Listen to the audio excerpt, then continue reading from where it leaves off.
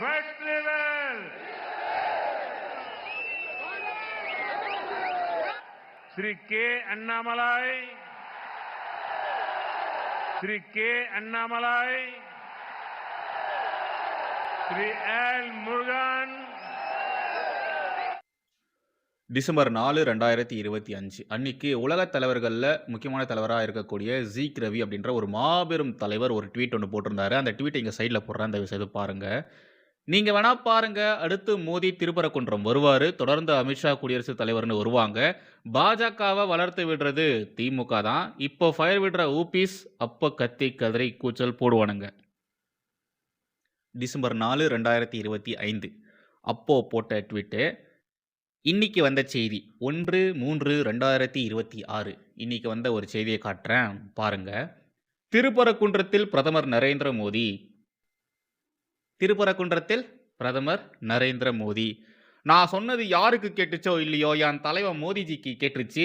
அடிச்சாம் பார் appointment order அப்படின்னு சொல்ற மாதிரி நான் சொன்னதை மோடிஜி கேட்டு இங்க வந்திருக்காரு. நான் சொன்ன மாதிரி எப்படி தலைவர் வந்தாரோ, நான் நினச்ச மாதிரி பல விஷயங்களை அங்கே செஞ்சுட்டும் போயிருக்காரு. முக்கியமாக பூர்ணச்சந்திரன் அப்படின்ற ஒருத்தர் தீக்குளிச்சு இறந்து போனார் இல்லையா, அவரை குறித்து நம்முடைய பாரத பிரதமர் மோடி அவர்கள் பேசியிருக்காரு. அதை பற்றிலாம் நான் உங்களுக்கு பின்னாடி சொல்கிறேன். இப்போது சில முக்கியமான விஷயங்களை குறித்து ஃபஸ்ட்டு பார்த்துடலாம். இருக்கிற பிரச்சனையை யூஸ் பண்ணி அதை வச்சு அரசியல் ஆதாயம் தேடுனா அது பாஜக. இல்லாத பிரச்சனையை இருக்கிற மாதிரி ஒரு மாய பிம்பத்தை கட்டமைச்சு உண்மையாலேயே ஒரு பிரச்சனையை உண்டு பண்ணி அதன் மூலயமா அரசியல் ஆதாயம் தேடுனா அது திமுக. நாங்கள் இம்புட்டு வருஷமாக இங்கே அரசியல் பண்ணிகிட்டு இருக்கோம், எங்களுக்கு அரசியலை தெரியாத விஷயமே கிடையாது, நாங்கள் நினச்சா என்ன வேணாலும் பண்ணுவோம், எப்படி வேணாலும் அரசியல் பண்ணுவோம் அப்படின்ற மாதிரிலாம் இந்த திமுகவினர் சொல்லுவாங்க.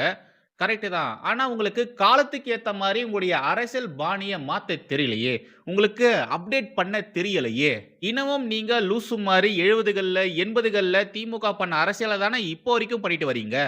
ஏதோ ஒண்ணுங்க, இந்த திமுகவினர் தெரிஞ்சு இந்த விஷயத்த பண்ணாங்களா இல்லை தெரியாமல் இந்த விஷயத்த பண்ணாங்களான்னு தெரியல. ஆனால் தமிழகத்தில் ஹிந்துக்களுடைய ஒற்றுமை வளர்வதற்கு, அதிகமாக வளர்வதற்கு திமுகவும் ஒரு முக்கியமான காரணம்.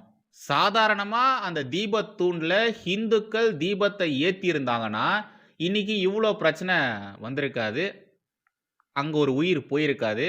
ஆனால் திமுக செய்த கேவலமான மகா மட்டமான மத அரசியல்ல எவ்வளவு விஷயங்கள் நடந்திருக்கு பாருங்க. நம்முடைய பாரத பிரதமர் மோடி அவர்கள் திருப்பரங்குன்றத்துக்கு வந்திருக்காரு. வந்தது மட்டும் இல்லாம பல விஷயங்களை பேசியிருக்காரு. ஸ்டாலின் அரசை கீழ்ச்சி தொங்க விட்டுருக்காரு. தீபம் ஏத்துற பிரச்சனையை தொட்டு தமிழகத்துடைய சட்ட ஒழுங்கு வரைக்கும் எல்லா விஷயத்தையுமே சொல்லி நாரடிச்சிருக்காரு. ரைட்டு, நம்முடைய பாரத பிரதமர் நரேந்திர மோடி அவர்கள் திருப்பரங்குன்றம் வராரு. திருப்பரங்குன்றத்தில் இருக்கக்கூடிய முருகன் கோவில்ல தரிசனம் பண்ண போறாரு அப்படின்ற மாதிரி செய்தி ஒரு 10-15 நாட்களுக்கு முன்னாடியே வந்துடுச்சு. பாரத பிரதமர் ஒரு இடத்துக்கு வராருன்னா அங்க என்ன மாதிரியான ஏற்பாடுகள் நடக்கும், என்ன மாதிரியான பாதுகாப்பு ஏற்பாடுகள்லாம் நடக்கும், அது எல்லாத்தையுமே பார்த்து அதிகாரிகள் பண்ணிட்டே இருந்தாங்க. அந்த ஒரு நாள் வந்தது, பிரதமரும் அந்த இடத்துக்கு வந்தாரு, கோவிலுக்குள்ள போனாரு, சாஷ்டாங்கமா விழுந்து சேவிச்சாரு. பாரத பிரதமர் ஒரு பிரச்சனை இருக்கக்கூடிய ஹிந்து கோவிலுக்கு வராருன்னா அங்க இருக்கக்கூடிய ஹிந்துக்களுடைய மனநிலை எப்படி இருக்கும்? நமக்கு அங்க ஒரு அநீதி நடந்திருக்கு, நமக்கு எதிராக அரசாங்கம் அங்க வேலைகளை பார்த்திருக்கு, நீதிமன்றம் வரைக்கும் போய் நமக்கு எதிராக வாதாடி இருக்கு, நம்ம காசை வச்சே நமக்கு எதிராக வாதாடி இருக்கு அப்படின்ற மாதிரியான எண்ணங்கள் அங்க இருக்கக்கூடிய ஹிந்துக்கள் மத்தியில இருக்கு. அந்த நேரத்துல பாரத பிரதமரா இருக்கக்கூடிய மோடிஜி அந்த கோவிலுக்கு வந்தாருன்னா என்ன மாதிரியான விஷயங்கள் நடக்கும், மக்களுடைய ரியாக்ஷன்ஸ் எப்படி இருக்கும்? பாரத பிரதமர் இங்க வந்தாருன்னா கண்டிப்பா இங்க இருக்கக்கூடிய ஹிந்துக்கள் எல்லாருமே திமுகவுக்கு எதிராக மாறுவாங்க அப்படின்ற ஒரு விஷயம் தெரிஞ்சுதான் இங்க இருக்கக்கூடிய திமுகவினர், திமுக கூட கூட்டணியில் இருக்கக்கூடிய ஒட்டுண்ணி கூட்டணி கட்சிகள் இவங்க எல்லாருமே லாஸ்ட் ஒரு 4-5 டேஸா ஏகப்பட்ட குரல் விதைகளை பண்ணிட்டு இருந்தாங்க. அதுல முக்கியமான ஒண்ணு, பாரத பிரதமரா இருக்கிற மோடிஜி திருப்பரங்குன்றம் வரக்கூடாது, திருப்பரங்குன்றம் கோவிலுக்குள்ள அவர் வரக்கூடாது, அவரை இந்த ஊருக்குள்ளேயே அனுமதிக்க கூடாது அப்படின்ற மாதிரிலாம் மனு கொடுத்து வச்சிருக்கானுங்க. இந்த பைத்தியக்காரனுங்க எப்பேற்பட்ட பைத்தியக்காரனுங்களா இருந்திருந்தாங்கன்னா இந்த நாட்டின் பிரதமரை இந்த இடத்துக்கு வரக்கூடாதுன்னு சொல்லுவானுங்க. மதுரை நல்லிணக்க மக்கள் கூட்டமைப்பு அப்படின்ற மாதிரி ஒரு வருத்தப்படாத வாலிபர் சங்கம் ஒன்று இருக்கு. அவனுங்களும் இதே மாதிரியான ஒரு பைத்தியக்காரத்தனத்தை பண்ணியிருக்கானுங்க. திருப்பரங்குன்றம் கோவிலுக்கு பிரதமர் வந்தாருன்னா இங்க சட்ட ஒழுங்கு பிரச்சனை ஏற்படும், மத ரீதியில ஏகப்பட்ட மோதல்கள் வெடிக்கும். அதனால பாரத பிரதமரா இருக்கிற மோடியை இந்த இடத்துல நீங்க அனுமதிக்க கூடாது. அவரை வேணும்னா மதுரை மீனாட்சி அம்மன் கோயில போய் பார்க்க சொல்லுங்க, வேற ஏதாச்சும் கோவிலுக்கான போக சொல்லுங்க, திருப்பரங்குன்ற கோவிலுக்கு வரக்கூடாதுன்னு சொல்லுங்க அப்படின்ற மாதிரி மதுரை கலெக்டர் கிட்ட போயிட்டு மனு கொடுத்துருக்கானுங்க பைத்தியக்காரனுங்க. டேய் மென்டல்ஸ், யார்ரா நீங்களா, எங்கிருந்துடா வரீங்க, அவர் என்ன உங்க பிரதராடா, அவர் இந்த நாட்டுடைய பிரதமர்ரா, அவருக்கு எதிராக நீங்க எப்படா கலெக்டர் கிட்டலாம் போய் மனு கொடுக்குறீங்க?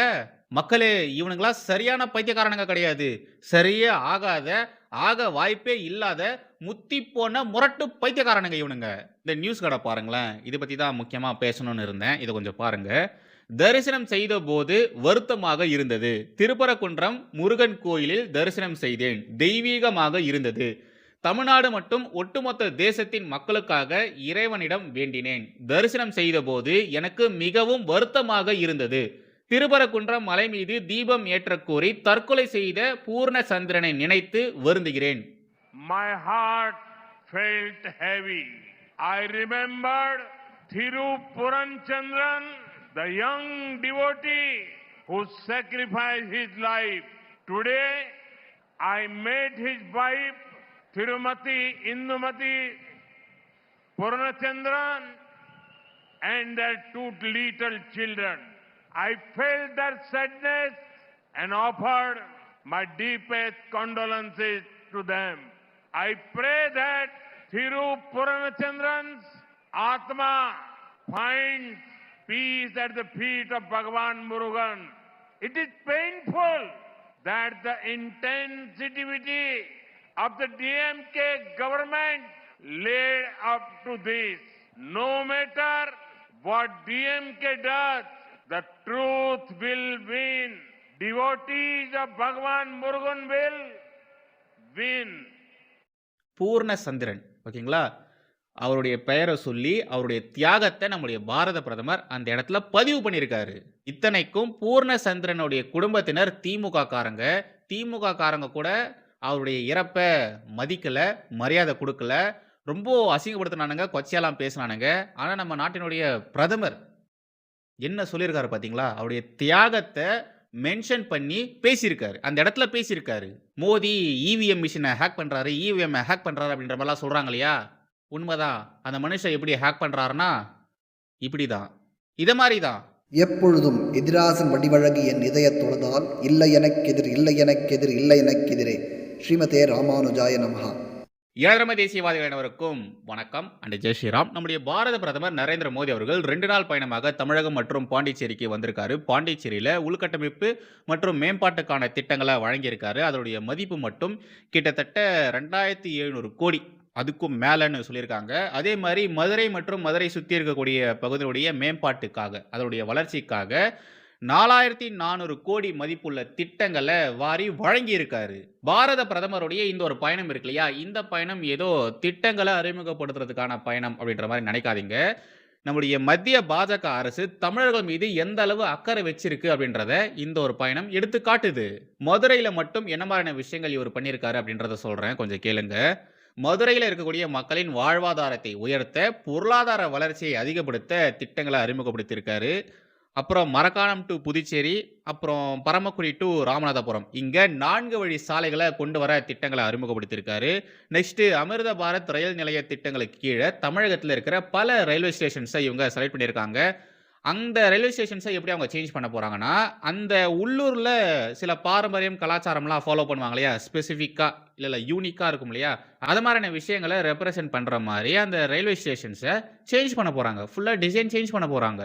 அதுக்கான திட்டங்களையும் இந்த வாட்டி நம்முடைய பாரத பிரதமர் அறிவிச்சிருக்காரு. புறநகர் ரயில்வே சேவைகளை அதிகப்படுத்துவதற்கான திட்டங்கள், ஆகாஷவாணி FM டிரான்ஸ்மிட்டர்களை அமைக்கிற திட்டங்கள்னு ஏகப்பட்ட திட்டங்களுக்கான அடிக்கலை நாட்டியிருக்காரு. இந்த வளர்ச்சி திட்டங்களை மக்களுக்கு அர்ப்பணிச்சதுக்கு அப்புறமா, தமிழக மக்களுக்கு அர்ப்பணிச்சதுக்கு அப்புறமா திருப்பரங்குன்றம் கோவிலுக்கு போய் சுவாமி தரிசனம் பண்ணியிருக்காரு. அதை தான் நம்ம ஃபர்ஸ்ட் பார்த்துருந்தோம். இதெல்லாம் முடிஞ்சதுக்கு அப்புறமா மதுரையில் மிகப்பெரிய அளவில் ஒரு பெரிய மாநாடு ஏற்பாடு பண்ணியிருந்தாங்க. அங்கே NDA தலைவர்கள் கூட சேர்ந்து மோடிஜி பேசியிருக்காரு. ஓகே, இப்போ நாம இந்த கூட்டணி குறித்து கொஞ்சம் பார்க்கலாம். தமிழகத்தில் NDA விசஸ் திமுக கூட்டணி, இதுதான் பயங்கரமாக போயின்னு இருக்கு. NDA கூட்டணி தமிழகத்தில் பயங்கர ஸ்ட்ராங்காக இருக்காங்க, ஒற்றுமையோட செயல்படுறாங்க, களப்பணிகளை எல்லாருமே ஒன்றா சேர்ந்து வேலை பார்க்குறாங்க. ஆனால் அந்த பக்கம் இருக்கக்கூடிய திமுக கூட்டணியை கொஞ்சம் எட்டி பார்த்தீங்கன்னா, அவங்க தனம் ஏதாச்சும் ஒரு சண்டை போட்டுக்கிட்டே இருக்காங்க. விதவிதமா வித்தியாசமா சண்டை, டெய்லி சண்டை போட்டுக்கிட்டே இருக்காங்க. மார்ச் 1ஆம் தேதி, அதாவது இன்னைக்கு, இந்த வீடியோ வந்து 2ஆம் தேதி வருமா? நேத்திக்கு நம்முடைய முதலமைச்சர் ஸ்டாலின் அவருடைய பிறந்த நாள். எப்பவுமே ராகுல் காந்தி ஸ்டாலின் அவருடைய பிறந்த நாளுக்கு வாழ்த்து சொல்றச்ச, என்னுடைய அண்ணன், மூத்த அண்ணன் ஸ்டாலினுக்கு பிறந்தநாள் நல்வாழ்த்துக்கள் அப்படின்ற மாதிரி ட்வீட் போடுவாரு. பட் இந்த முறை என்ன ஆயிருக்குன்னா, திரு ஸ்டாலினுக்கு பிறந்தநாள் வாழ்த்துக்கள் அப்படின்ற மாதிரி மட்டும்தான் ராகுல் காந்தி போட்டிருக்காரு.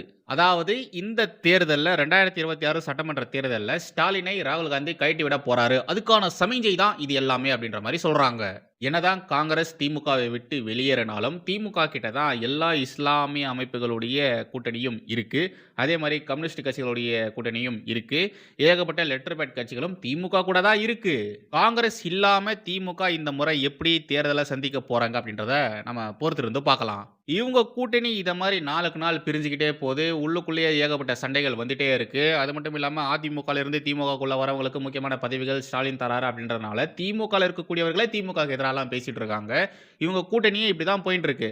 ஆனா இவங்க சதா சர்வ காலமும் அதிமுகவா பாருங்க, பாஜகவா பாருங்க அப்படின்ற மாதிரி என்டிஏ குறித்தே பேசிட்டு இருக்காங்க. என்டிஏல நடக்கக்கூடிய விஷயங்களை குறித்தே பேசிட்டு இருக்காங்க. எப்பா உங்க கூட்டணியை பாருங்க, நக்கிட்டு போயிட்டு இருக்கு. ஒரு நாளும் ஒவ்வொருத்தங்களும் ஒரு விதமா சண்டை போட்டுட்டு இருக்காங்க. அதை கொஞ்சம் பாருங்க. 2014 இப்ப வரைக்கும் மோடி தலைமையிலான மத்திய பாஜக அரசு ஏகப்பட்ட திட்டங்களை இந்த நாட்டு மக்களுக்காக அர்ப்பணிச்சிருக்காங்க. முக்கியமா தமிழகத்துக்கு ஏகப்பட்ட திட்டங்களை வாரி வழங்கி இருக்காங்க. ஆல்மோஸ்ட் எல்லா டிபார்ட்மெண்ட்லயுமே ஏகப்பட்ட திட்டங்களை கொடுத்திருக்கு. தமிழகத்துடைய வளர்ச்சிக்காக மட்டும் கிட்டத்தட்ட 14 லட்சம் கோடி நிதியை மத்திய பாஜக அரசு ஒதுக்கி இருக்கு.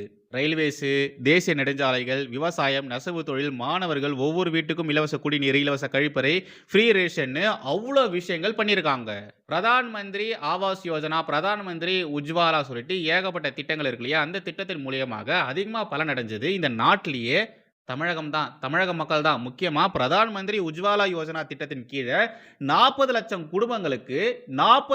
குடும்பங்களுக்கு இலவச எல்பிஜி இணைப்பானது கொடுத்திருக்காங்க. என்னதான் ஸ்டாலின் மற்றும் அவருடைய கூட்டில் இருக்கக்கூடிய கூட்டணி கட்சி தலைவர்கள் மத்திய அரசுக்கு எதிராக அவதூறுகளை பரப்பினாலும் இவங்க பரப்பக்கூடிய இந்த அவதூறுகளை நம்ப தமிழக மக்கள் தயாராகவே இல்லை. இவங்க சொல்றதெல்லாம் நம்புற அளவுக்கு தமிழக மக்கள் ஒன்றும் முட்டாள்களும் இல்லை.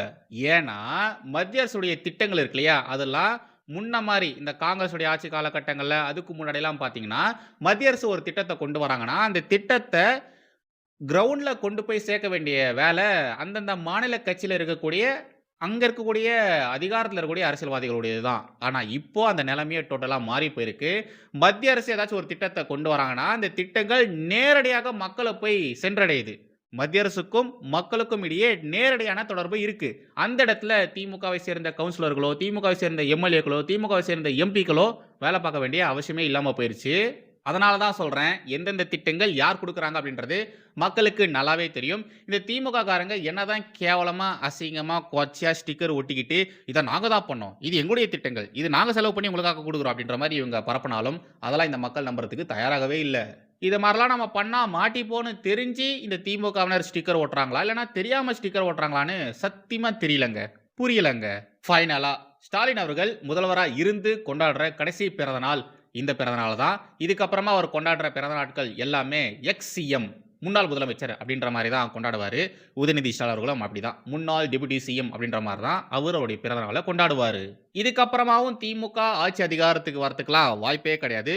ஸோ நாம நம்முடைய முதலமைச்சர் திரு மு க ஸ்டாலின் அவர்களை வாழ்த்துவோம், அவருடைய பிறந்த நாளுக்கு வாழ்த்துக்களை தெரிவிப்போம். ஹாப்பி பர்த்டே முதலமைச்சர் ஸ்டாலின் ஐயா அவர்களே. நீங்களும் உங்களுடைய வாழ்த்துக்களை கமெண்ட்ஸில் சொல்லிடுங்க.